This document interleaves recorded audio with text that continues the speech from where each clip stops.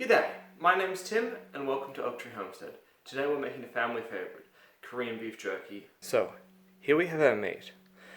I bought this from Safeway as we've eaten down our freezers and we're waiting for the next bull to be butchered.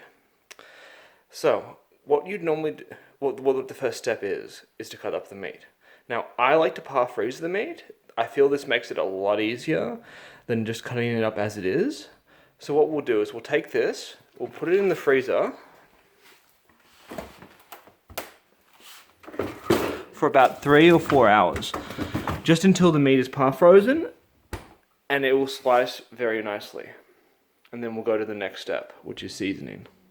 So here we are a few hours later, and as you can see, the beef is par-frozen. I can still thumb it, but it's frozen enough that it'll be nice and easy to cut. So I'll open this up and then we'll cut it up. So here we are. The meat is par-frozen and we're ready to cut up. Now normally the first thing I would do is cut up any fat that's on the outside, because it will just go rancid if you're storing the jerky long term if it has fat on it. But this is a really nice cut, so it doesn't have any fat I would take off. Now we're going to start cutting. The thing to remember here is you want to go against the grain. So the grain is going along here, so we want to cut like here. So let's get started.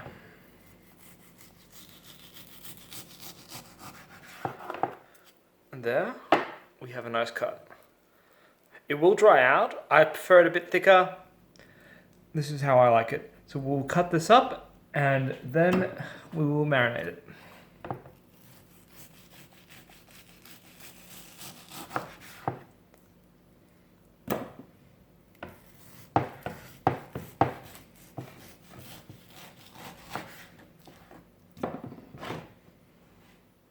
Of course, with this being a big piece of jerky, you can always cut this in half, if that's what you more like in size.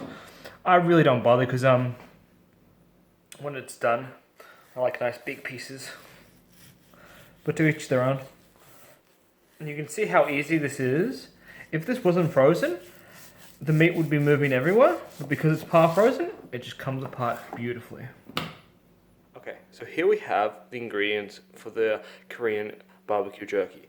We have sesame seed oil, sesame seeds, honey, which the recipe calls for sugar, but I prefer honey, soy sauce, ground ginger, rice wine vinegar, and garlic powder.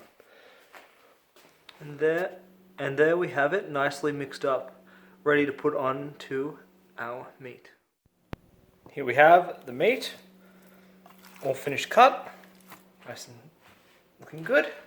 So we'll take our marinade, undo the cap, and we'll pour it on. You should get a pretty good cover. I'll move this around probably every couple, well, not every couple hours, probably maybe once or twice. And then this will be ready to go into the jerky maker tomorrow morning. So we'll have a look at it tomorrow. Alright, here we are the next day, and the meat has marinated beautifully. So what we're going to do is we're going to put it onto the drying sheets and put it into the dehydrator. Now this is pretty easy. Just pick up the pieces and put them on. If you haven't got a sink like I have, this setup is really easy because I can make a mess and it will just go into the sink. What you normally do is you normally have this and you pour it into a colander to get rid of the excess liquid. I don't like doing that because the more liquid on the meat, the more flavor it will have, and I can make a bit of a mess here without having to worry about cleaning it up too much. If you do put it into a colander, do not push down the meat to make it drain quicker, because that will get rid of the flavor. Like I said, the more liquid on the meat, the more flavor it will have.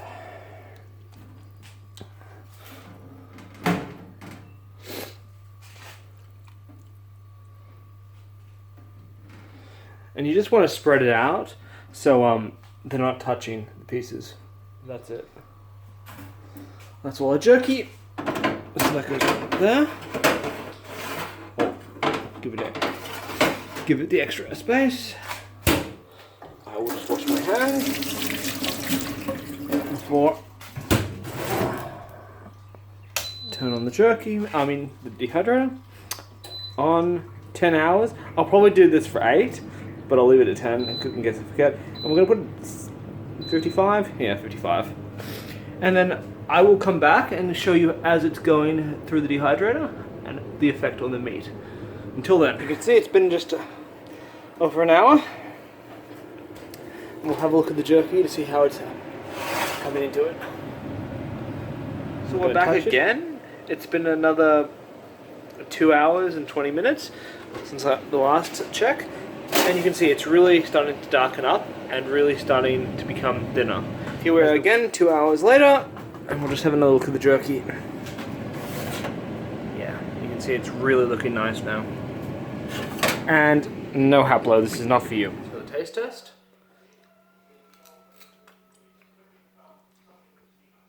It tastes great. Not too chewy. All in all, a good piece of jerky. Thanks for watching. Again, please like, subscribe, and leave a comment down below, and I'll see you in the next video.